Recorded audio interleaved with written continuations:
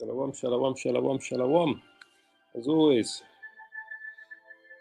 first I want to give all the praises. Kal, Halal, Yahweh, Bahasham, Yahweh Shai, Bahasham, Rakah, Kodash.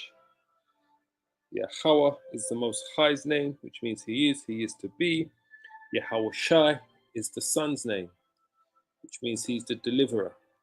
Kal, Halal, all praises to Yahweh, Bahasham, in the name, Yahweh Shai, Bahasham, Rakah Kodash, the Holy Spirit.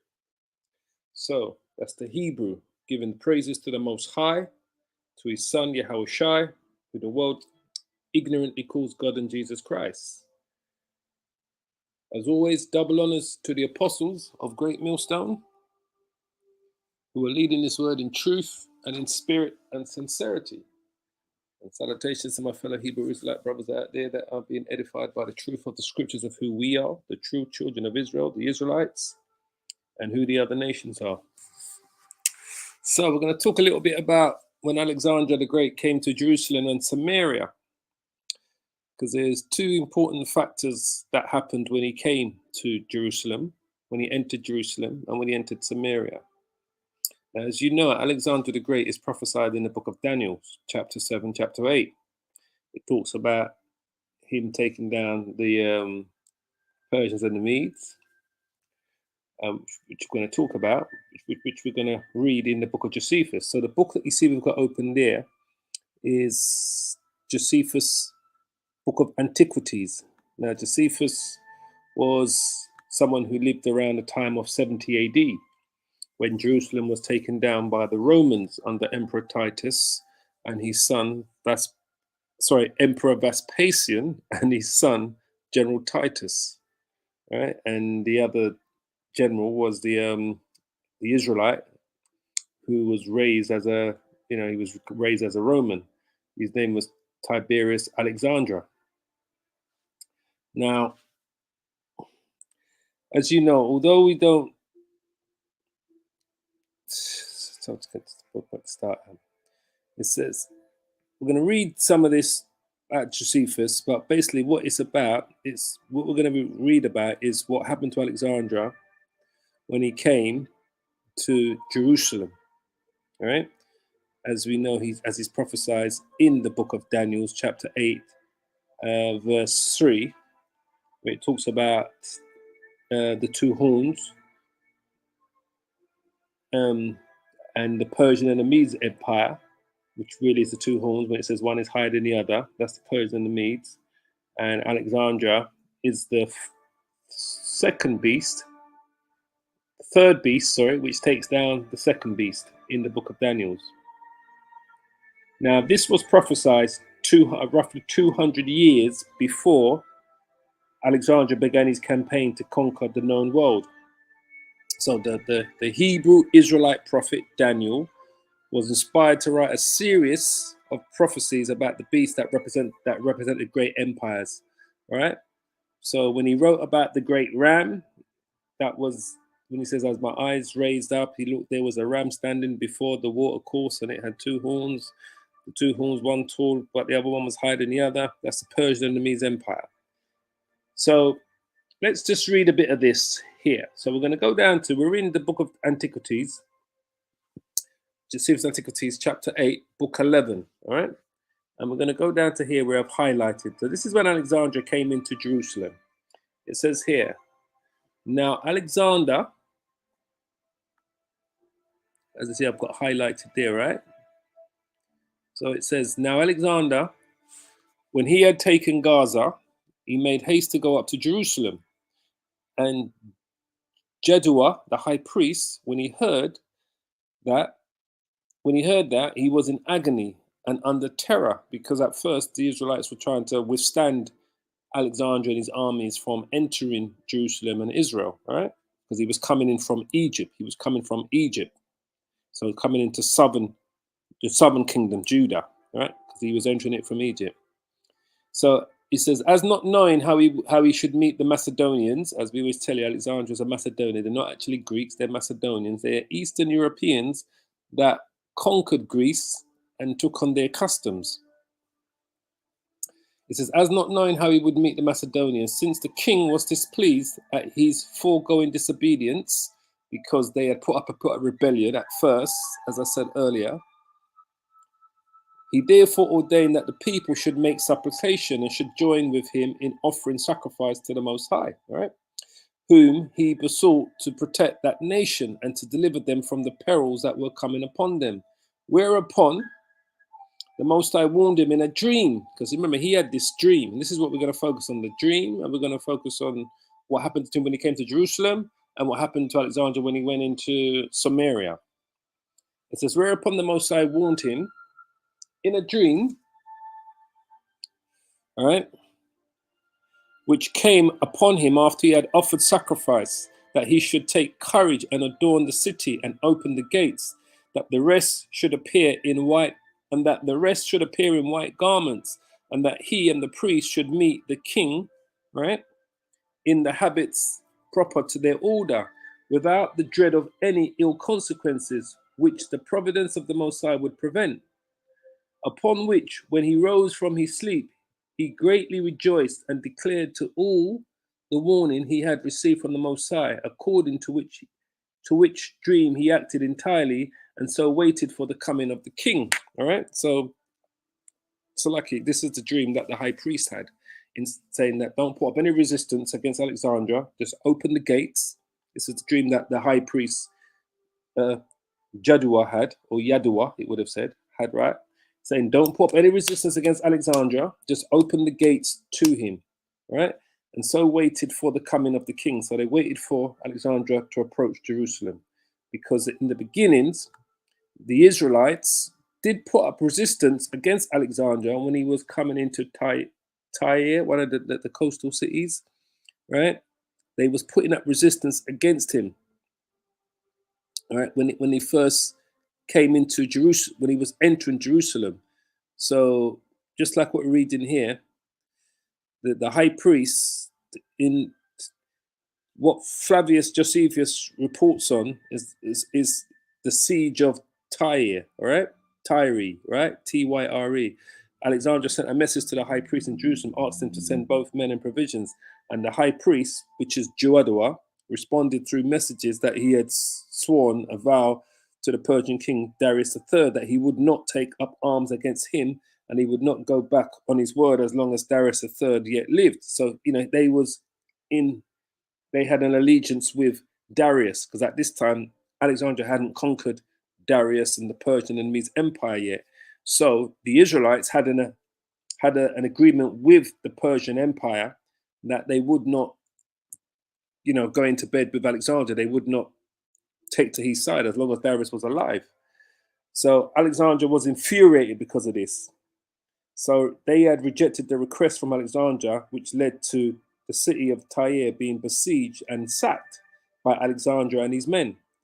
So while his forces were still engaged in Tyre, Alexander could do nothing about what he may have regarded as an intolerable snub by the high priest Joadua.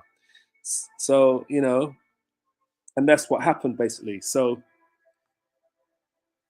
this is what it says here. And when he understood that he was not far from the city, he went out in a procession, the high priest, Joadua, with the priest.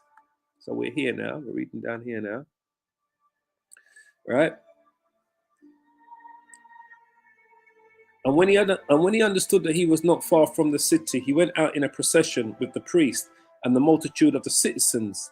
The procession was venerable, and the manner of it difficult from that of other nations. It reached to a place called Sapha, which name, translated into the Greek, signifies a prospect. For you have thence a prospect both of Jerusalem and of the temple. And when the Phoenicians and the Chaldeans that followed him thought that he should have liberty to plunder the city, because after what they went through at the siege of Tyre, Tyre, they wanted to now even though the high priest was opening the gates and didn't resist him when he reached Jerusalem, they still wanted to plunder Jerusalem. All right, the Chaldeans and the Phoenicians, that was part of Alexander the Great's army. So it says here, the Phoenicians and the Chaldeans that followed him through, they wanted to have liberty to plunder the city and torment the high priest to death, which the king's displeasure, right, Alexander's displeasure, fairly promised them. The very reverse of it happened. So what he had promised them, because of what they went through on their way to Jerusalem, all right, I might have a map here. So they're coming up this way. Tyre is here on the side here. Gaza, Ashkelon, it's along the coast here. So they're on their way to Jerusalem, basically. So because of what happened, the siege at Tyre took them probably about 7 months. I'm talking about, sorry. I'm looking at this map upside down. Tyre is here. You see it? Just below Sidon. It's one of the Phoenician states, right? The Phoenicians are Hamites. Tyre, Sidon, they descend from Canaan.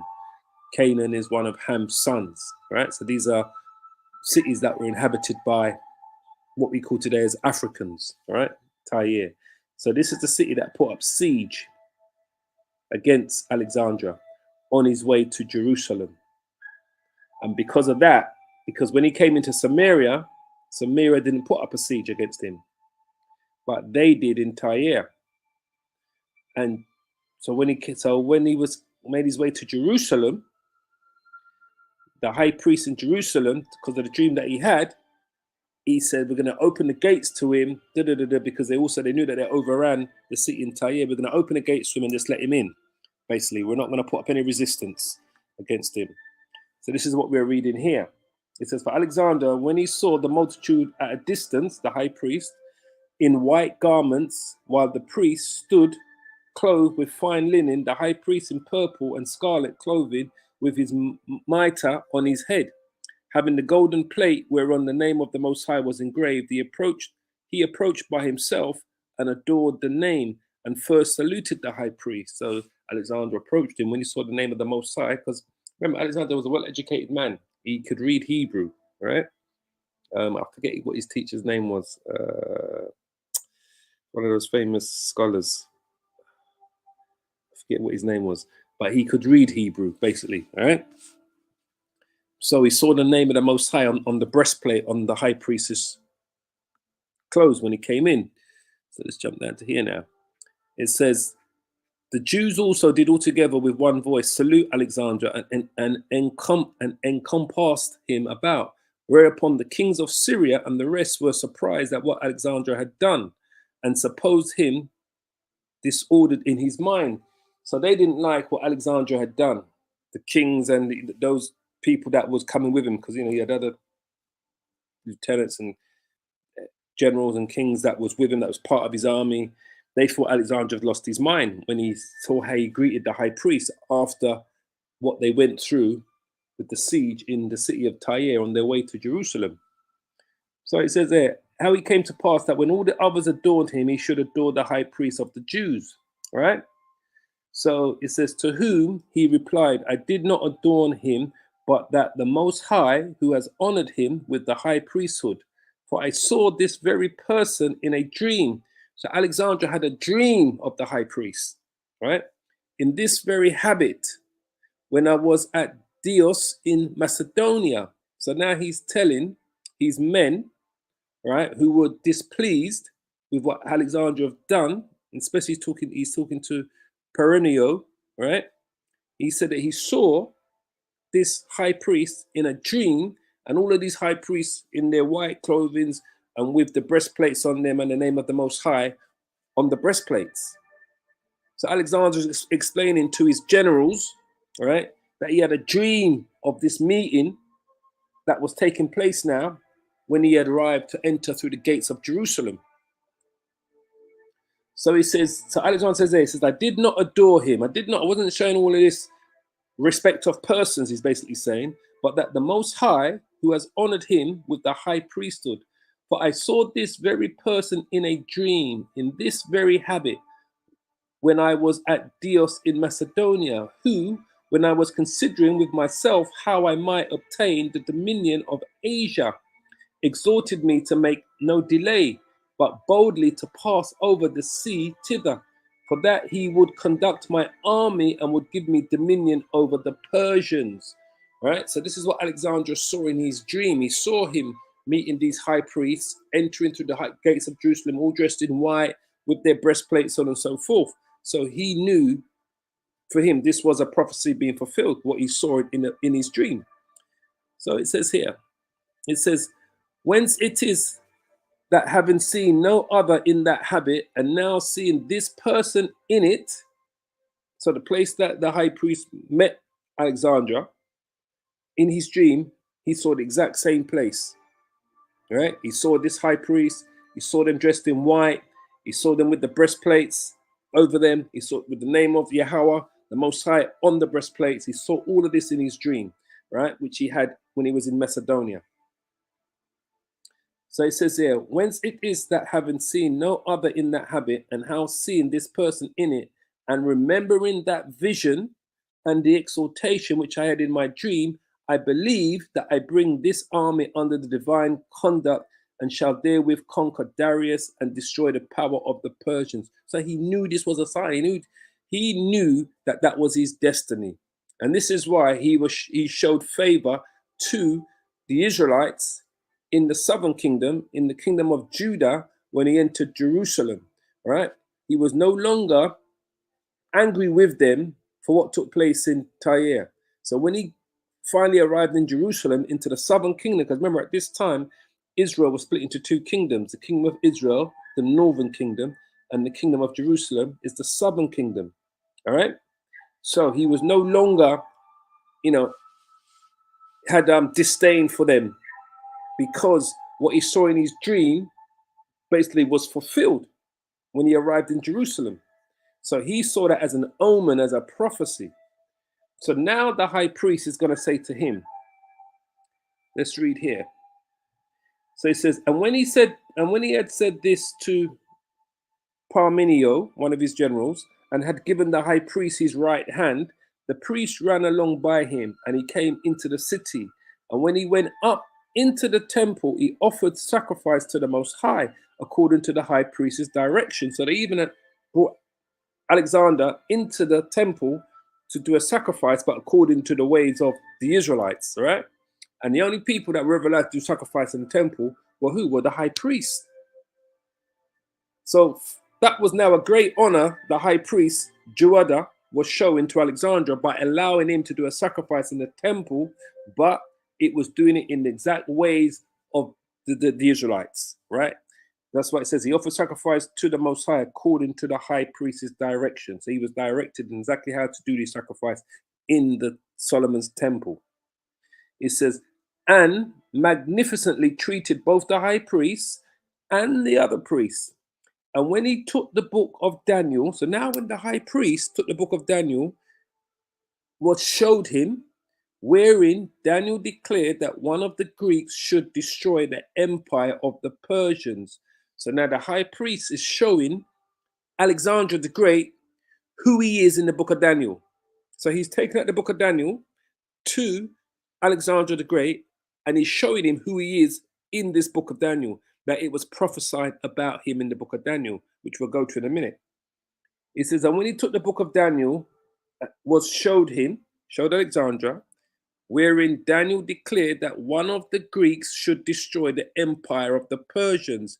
He supposed that himself was the person intended. And as he was then glad, he dismissed the multitude from the presence, right? So he dismissed all of his men and his generals and said he's going to be alone with the high priest. But the next day he called them to him and bid them and asked what favors they pleased of him. Whereupon the high priest desired that they might enjoy the laws of their forefathers, the laws, commandments, and statutes, and might pay no tribute on the 7th year, all right, the year of Jubilee. He granted all they desired. So Alexander granted all that they desired. And when they entreated him that he would permit the Jews in Babylon, the Jews that are still dispersed in Babylon, and Medea, the Jews that are still dispersed in the Median Empire, to enjoy their own laws also, because it is prophesied that Daniel is going to conquer the Persian and the Mede Empire. So he's saying when you conquer these lands, remember the Cyrus the Great controlled the Persian and the Medes Empire and the Neo-Babylonian Empire. So the high priest is saying that the Jews that are in Babylon and Medea are to enjoy their own laws also. He wants them to enjoy that, have to be able to follow their own laws, commandments, and statutes when Alexander the Great conquers those lands. He willingly promised to do hereafter what they desired. So Alexander promised him that he would do these things that the high priest of Judah asked him, that wherever the Jews are under the territory that he's going to conquer, they're going to be able to follow the laws, commandments, and statutes. So Alexander, remember, goes on to conquer all of these areas. Let me get my Bible, 1 second.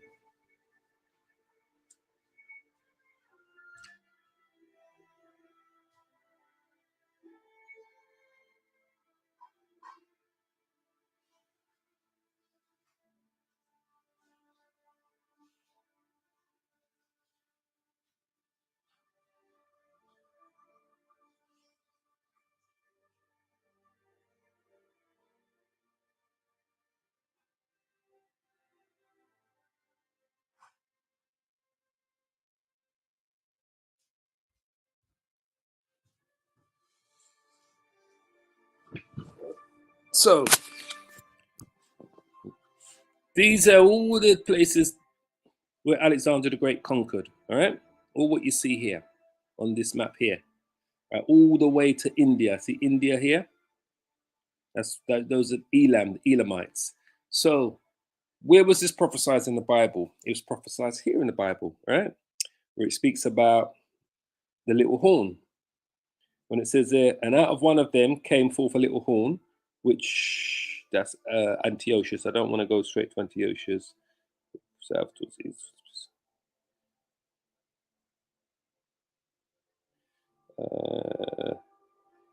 Yeah, sorry, this is where I want to go to.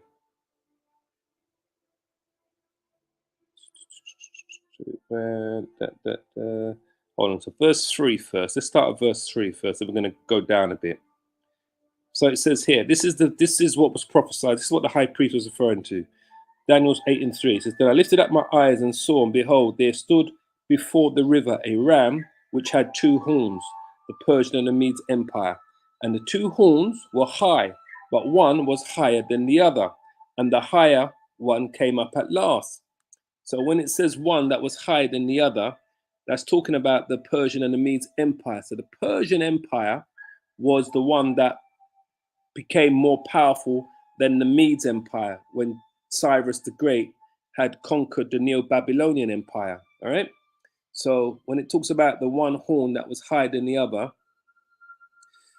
it's basically it's the ram represents the Persian and the Medes Empire, and the horn that was higher than the other was the Persian Empire, became more powerful than the Median Empire, but Cyrus the Great conquered it all, and then obviously son Darius the Great took over later on after Cyrus had died. So that's when it says here, which are the two horns? And the two horns were high, but one was higher than the other, and the higher one came up last. The Persian Empire came up last in the power. Then I saw the ram pushing westward and northward and southward, so that no beast might stand before him, neither was there any that could deliver out of his hand. But he did according to his will and became great. And as I was considering, behold, an he-goat, this is Alexander the Great now, the he-goat, came from the west on the face of the whole, and came from the west on the face of the whole earth, and touched not the ground, and the goat had a notable horn between his eyes. All right, this is Alexander the Great. And he came to the ram, the Persian and the Medes Empire, that had the two horns, the Persian and the Medes, which I had seen standing before the river, and ran unto him in his fury of his power.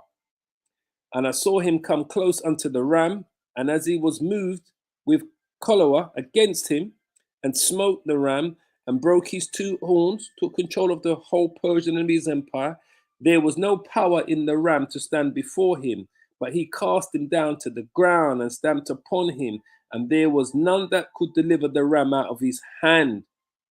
Therefore, the he goat, waxed very great, and when he was strong, the great horn was broken, and for it came up four notable ones towards the four winds of the heaven.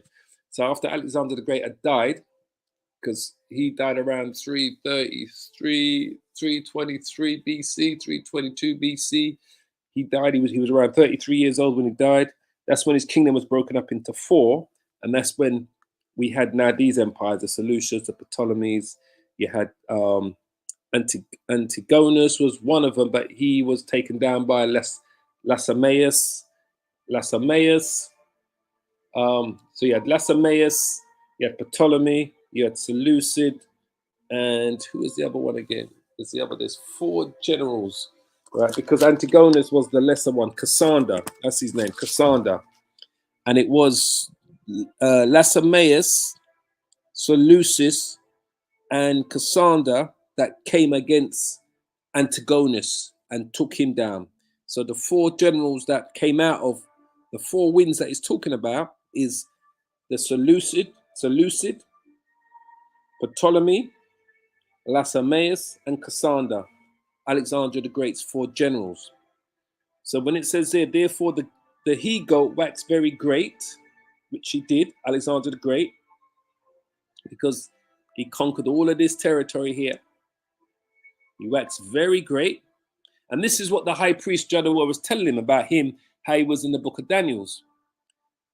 And when he was strong, the great horn was broken. That's when he died.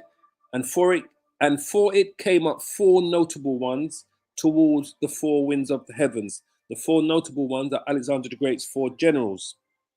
As I said, Seleucus, Cassander, Lasamaeus, and Ptolemy. Antigonus was another one of the generals, but he was a lesser one, and he was taken down by Cassander, Lasamaeus, and Seleucus. They came together against Antigonus, right? And so you had the four main generals where his kingdom was split between those four. And that's how we get these empires here. The Seleucids, Ptolemy, and Lasamaeus and Cassander's empires were up here, basically. Yeah? So that's what we got from there. So this is what he was being told. And if we go down, I think it's first interpretation of the vision. Okay, so this is what the high priest was showing Alexander. He brought him the scrolls of the book of Daniel, and he showed him himself in there.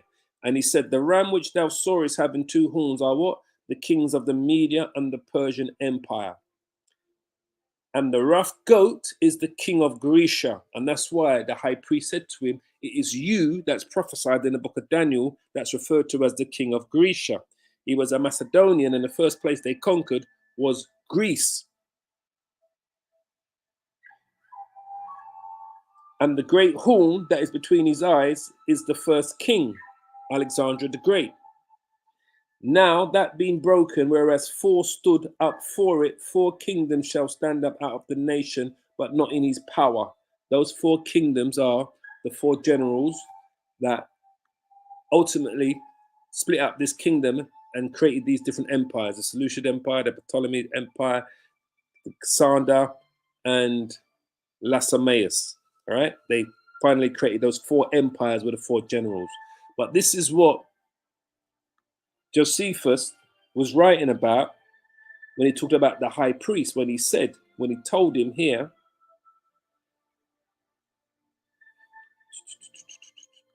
when he says, and when he went up into the temple, he offered sacrifice to the Most High according to the high priest's direction, and magnificently treated both the high priest and the priest. And when the book of Daniel was showed him, so they brought the book of Daniel to him, it's the same book we're reading out today,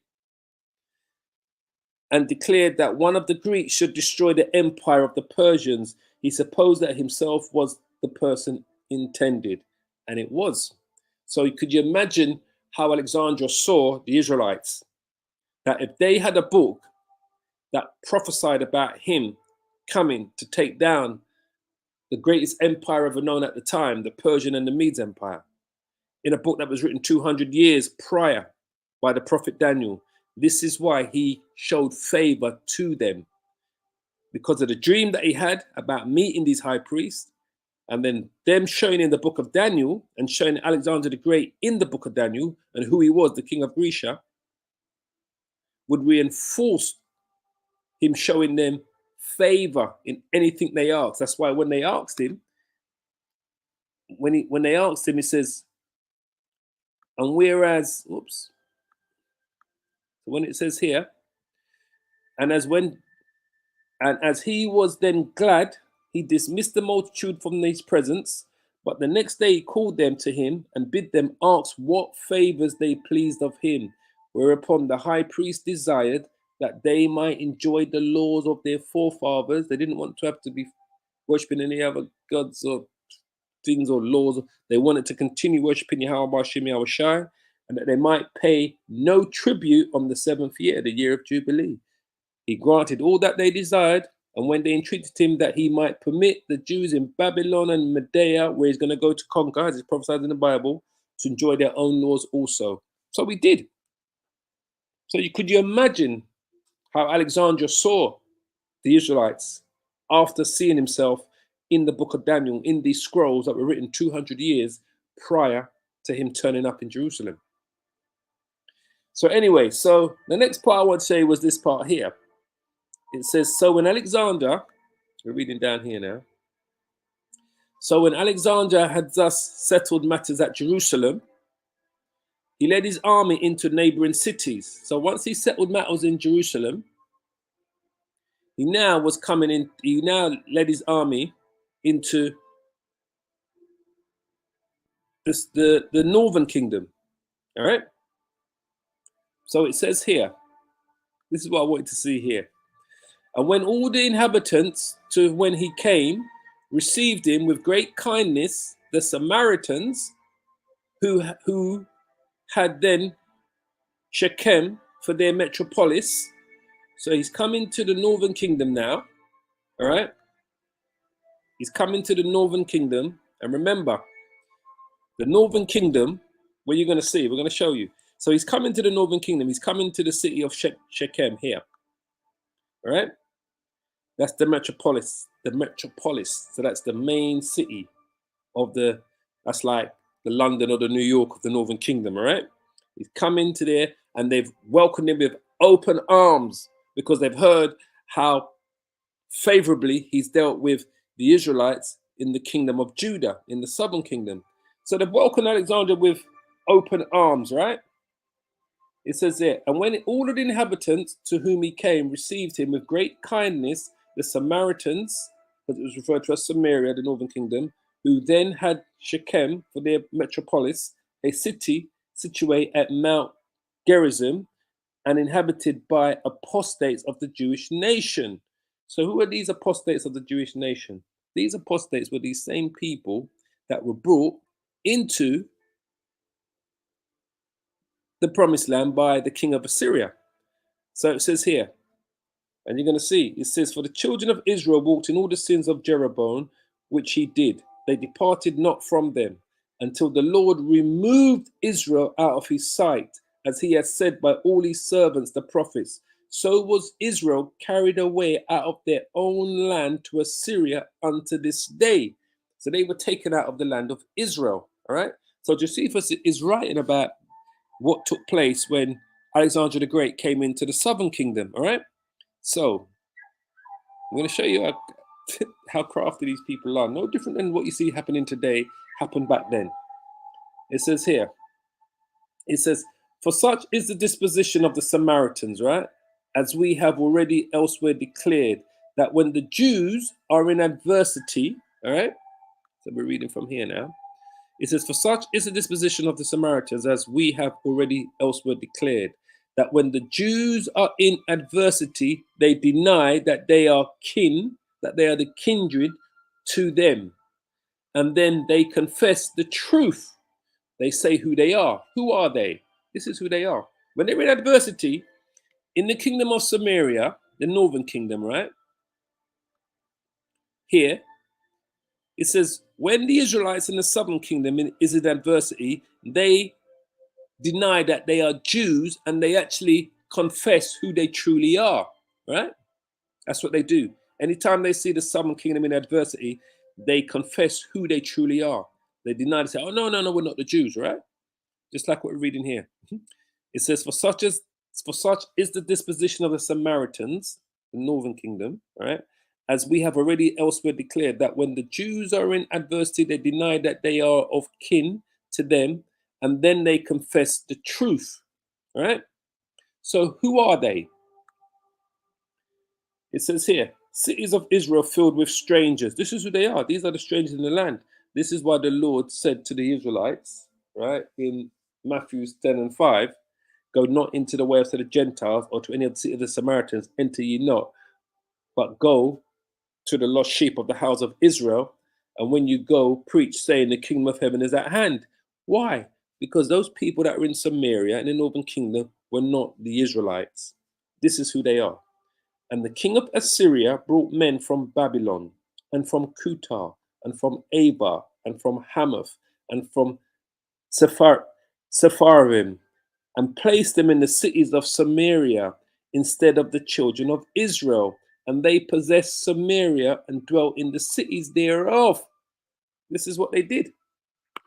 And so it was the beginning of their dwellings that they that feared not the Lord. Therefore the Lord sent lions amongst them, which they slew some of them. Wherefore they spake to the king of Assyria, saying, the nations which thou hast removed, the Israelites from the northern kingdom, and placed in the cities of Samaria, know not the manner of the Most High of the land. So these people that were brought into Samaria, they don't know the Lord's commandments and statutes because they're not the Israelites.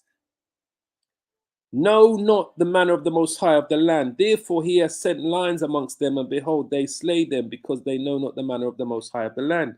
Then the king of Assyria commanded, saying, carry thither one of the priests whom ye brought from thence, and let them go and dwell there, and let them teach them the manner of the Most High of the land, right? Then one of the priests whom they had carried away from Samaria came and dwelt in Bethel, and taught them that they should fear the Lord. So one of the priests that was brought into captivity into the land of Assyria under King Shalmaneser V, they brought him back to the land of Israel to teach these people who the king of Assyria had now put in place in the land, that he took out from Babylon and from Cuthah and from Ava and from Hamath and from Sepharvaim, who he placed in the cities of Samaria.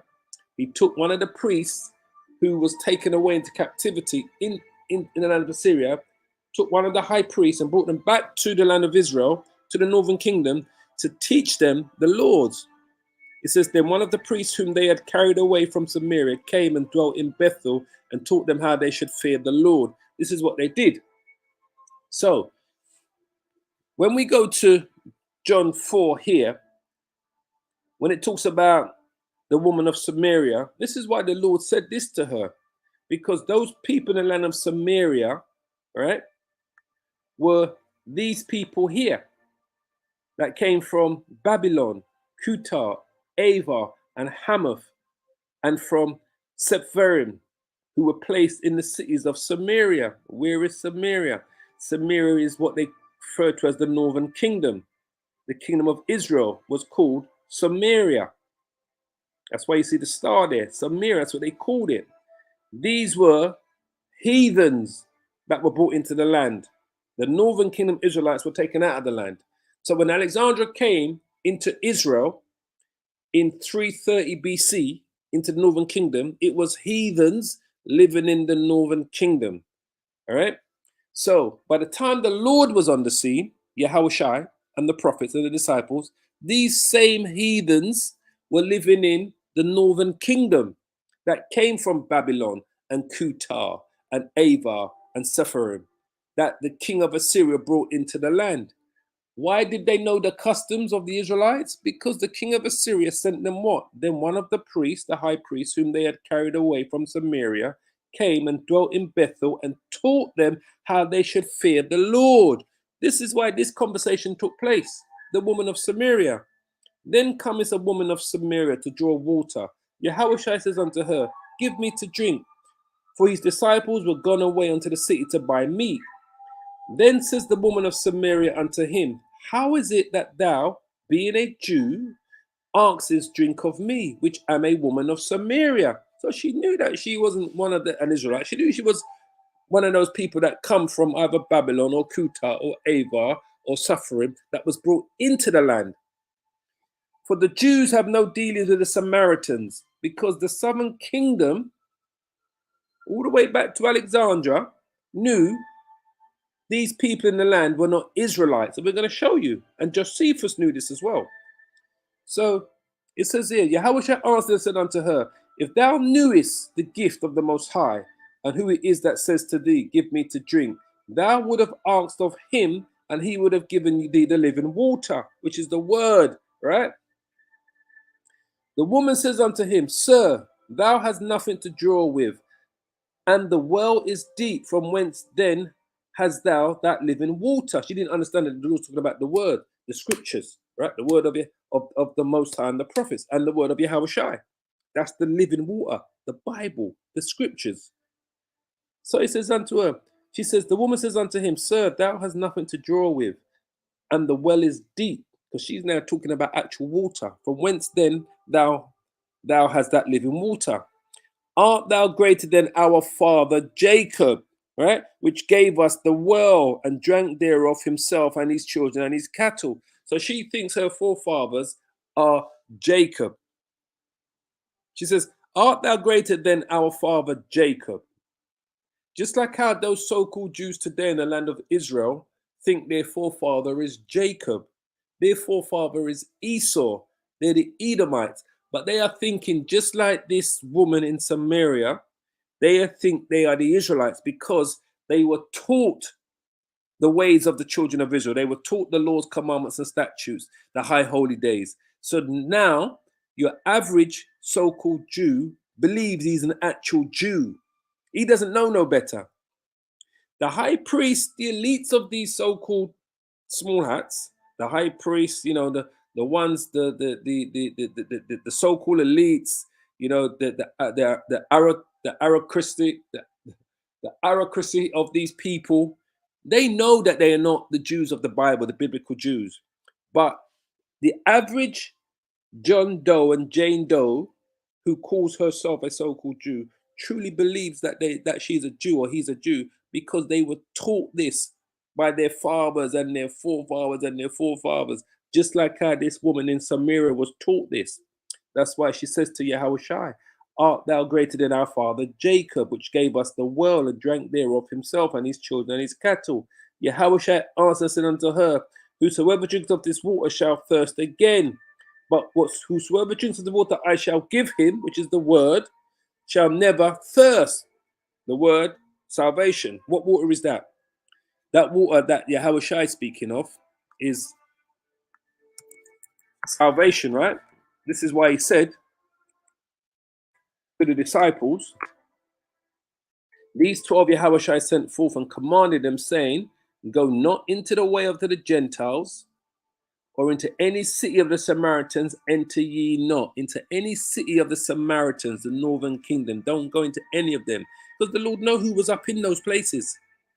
Getting all the way back to them taken into captivity by the Assyrians. He says here, but go rather to the lost sheep of the house of Israel. And as you preach, saying the kingdom of heaven is at hand. This is the water that the Yahweh Shai is talking about the kingdom of heaven. This is the water that he was talking about. She was talking about literal water. He was talking about it figuratively, right? The kingdom of heaven. This is the water. This is the message that Yahweh Shai said his disciples to preach. But he told them, don't go into any city of the Samaritans, because the Lord knew who was up in the northern kingdom, right? That's why Josephus wrote about this. So when it says here, it says, then the woman said unto him, sir, give me this water, that I thirst not, neither come hither to draw. Yahweh says unto her, go call thy husband and come hither. The woman answered and said, I have no husband. Yahweh said unto her, thou hast well said, I have no husband. For thou hast had 5 husbands, right? And he whom thou now hast is not thy husband. In that sayest thou truly, all right? Because as you know, she's gone from one man to another, to another, to another. That's why the Lord says that to her. So the woman says unto him, Sir, I perceive that thou art a prophet. Our fathers worship in this mountain, right? And ye say that in Jerusalem is the place where men ought to worship, right?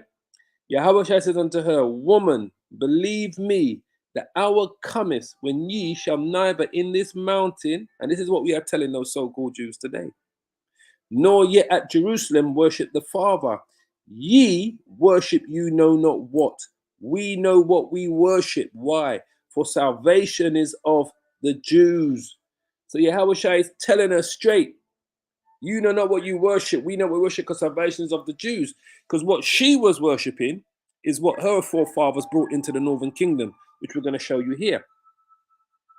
It says here, then the king of Assyria commanded, saying, Carry thither one of the priests whom ye brought from thence, and let them go and dwell there, and let him teach them the manner of the gods of the lands. Then one of the priests whom they had carried away from Samaria came and dwelt in Bethel, and taught them how they should fear the Most High. Howbeit, every nation made what? Made gods of their own. So even though the king of Assyria sent them a high priest that he took into captivity to Assyria back to the land of Israel to teach them the Lord's commandments and to fear the Most High, they didn't. Every nation that was brought into the land of Israel, the northern kingdom, made gods of their own and put them in houses of the high places, which the Samaritans had made every nation in their cities wherein they dwelt. So all of these different nations that the king of Assyria brought from Babylon, from Kutar, from Ava, Hamath, Sepharim, and placed in the cities of Samaria, they brought their own gods with them, even though the king of Assyria sent them, one second, family, a high priest, because they were being killed by lions for their idolatry that they was doing in the promised land. All right, 1 second.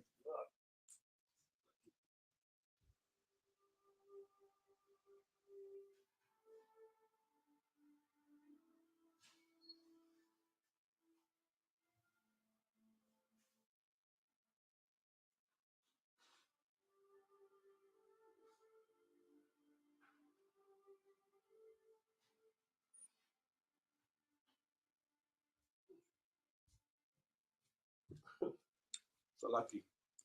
Whoa. Yeah, I'm getting into this lesson. I've been on this Hellenization Greek stuff all week.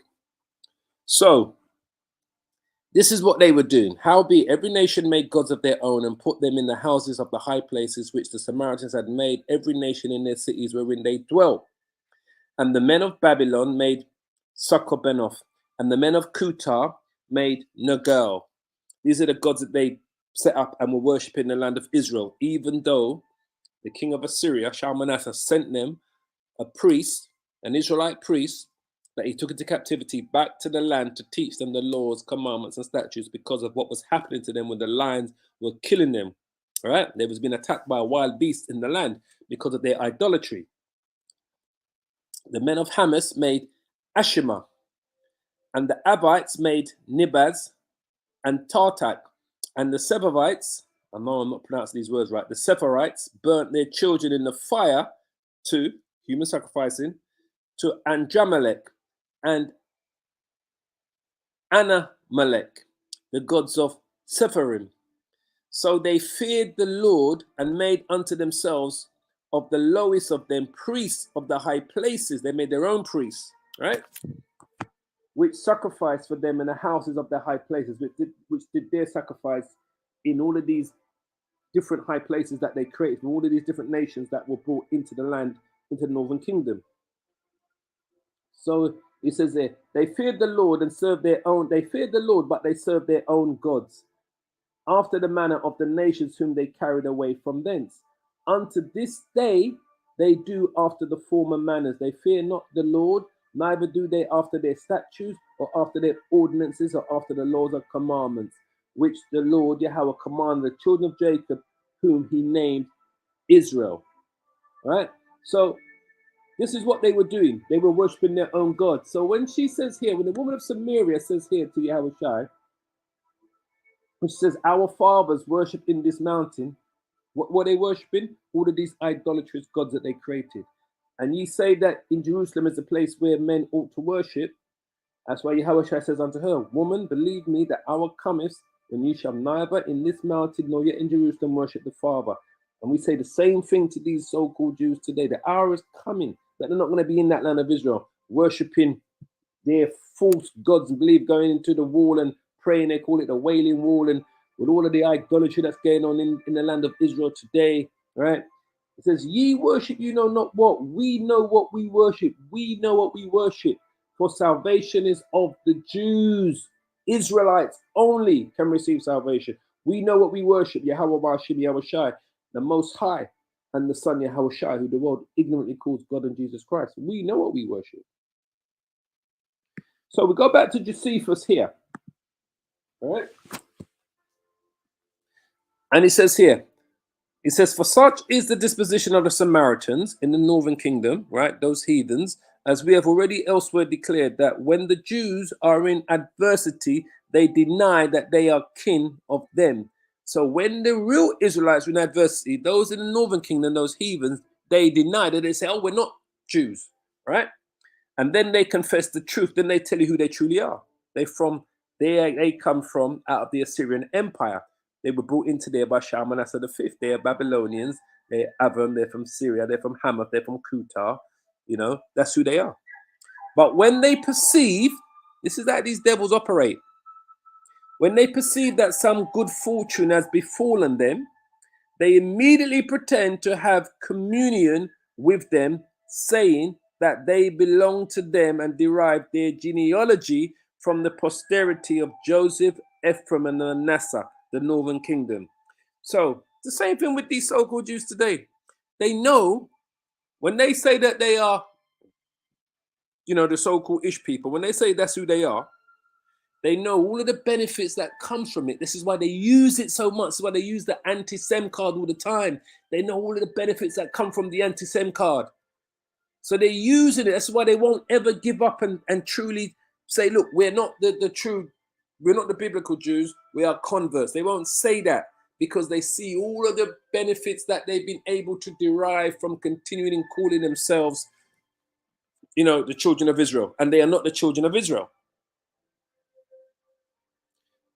So it says here, accordingly, they made their address to the king with splendor and showed great alacrity in meeting him as a little distance from Jerusalem. And when Alexandra had commended them, the Shechemites approached to him, taking along with them the troops that Sanballat had sent him. And they desired that he would come to their city and do honor to their temple also. So this is the city that they wanted him to come to. Right? And this is where they're worshipping all of these different gods in the northern kingdom. But this is where they want to come to. These are the Shechemites, right? Shechem. So they're inviting Alexandra now to come to that city. All right. So it says here, and they desired that he would come to their city and do honor to their temple also, their idolatrous temple, to whom he promised that when he returned, he would come to them. And when they petitioned that he would remit the tribute of the 7th year to them, because they did not sow thereon, they did not sow in the 7th year, as you know, the land is left barren in the 7th year. We leave it to replenish itself as part of our laws, commandments, statutes. So now they're seeing all of the favor that's showing to the real Jews. They want the same deal that we got in the southern kingdom, right? The kingdom of Judah. These heathens that occupied the northern kingdom, they want the same. They want the same deal. But this is what Alexander says to them. It says there, to whom he promised that when he returned, he would come to them. And when they petitioned that he would remit the tribute of the 7th year to them, because they did not sow thereon, he asked who they were that made such a petition. And when they said that they are Hebrews, but had the name of Sidonians, the Sidonians are what? Canaanites. Sidon is Canaan's son. Canaan is the son of Ham. They are Africans, all right? They're Canaanites. Canaanites are what we know as Africans. So Alexander said to them, what is your true identity? They said, okay, we actually bear the name of the Sidonians, living in Shechem. Sidonians living in where? In Shechem, the kingdom of Israel, the northern kingdom. So they're now admitting who they truly are to Alexandra. So he says, but the name of their Macedonians living in Shechem. He asked them again whether they were Jews. That's what we ask today, right? And when they said they were not Jews, because they knew that it's only so many times he's going to ask them, what's your true identity? It was to the Jews, right? So when they said that they were not Jews, it was to the Jews, said he, that I granted the privilege. However, when I return and I am thoroughly informed by you of this matter, I will do what I shall think proper. And in this manner he took leave of the Shechemites, but ordered that the troops of Sanballat should follow him into Egypt, because there he designed to give them lands, which he did a little after Tobias, when he ordered them to guard the country. So he said to them, look, this promise of you not having to pay tribute in the 7th year was only promised to the Jews, and you are not the Jews, because he said, you need to come clean. Tell me who you truly are, all right? Because he knew that the true Israelites in the southern kingdom, right, told Alexandra that these people up here, they've been living there since the time of the Shalmaneser, the Assyrian Empire. The southern kingdom knew who these people were in the northern kingdom. That's why our Lord said unto them, go not into the way of the Gentiles or to any house of the Samaritans, enter you not, but go to the lost sheep of the house of Israel. So it's even back then, the people in the land was claiming to be who we are. But Alexander called them out on it. The same thing what we're doing today, calling them out on who these people are. And that's why the Lord said, go not into the way of the Gentiles or any city of the Samaritans, enter ye not. Because he knew those people in the northern kingdom were not the Israelites, but go rather to the lost sheep of the house of Israel. Right? Simple as that. So I just really wanted to just bring attention to that today and get that out there and that. So as always, I hope you're edified by today's edification. We was reading out of the book of Josephus, chapter 8. It's Josephus, chapter 8, book 11, chapter 8. We was reading out, I mean, you can read this yourself. I mean, I've got the whole book here in my house. I've read it from cover to cover, basically, a couple of times and that. So I prayed you're edified by that. When Alexander the Great came to Jerusalem, Samaria, what happened? And we're kind of seeing events repeat today. We've got people pretending to be who we are when we're calling them out for it, but the masses are coming up against us. So this was just kind of letting you know what went on back then, how he was spoken about in the book of prophecy, the priest that had the dream, Alexander had the dream. It's all written down. Everything that we see get on today, these prophecies are going to be fulfilled, just like how those prophecies during the time of Alexander the Great were fulfilled. Simple. So I want to give all the praise and the glory to Yahweh, Ba'asham, Yahweh Shai, Ba'asham, Rakah, Kodash. Double honors to the apostles of Great Millstone who are leading this word in truth, in spirit, and sincerity.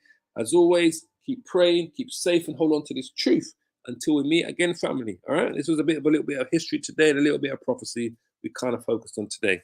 Because I've been kind of looking at this Hellenization and what was going on with our people all week kind of thing. So I'm just kind of been sticking with that tone this week in terms of edification.